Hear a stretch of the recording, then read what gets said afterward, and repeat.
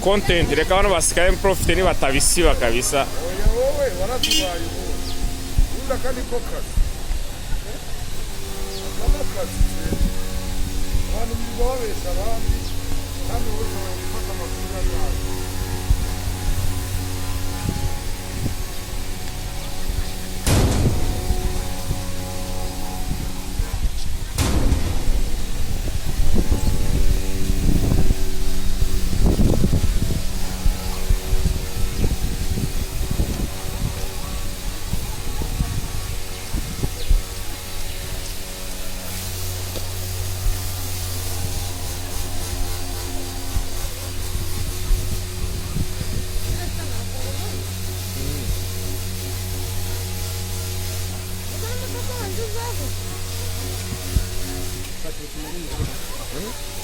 Gracias.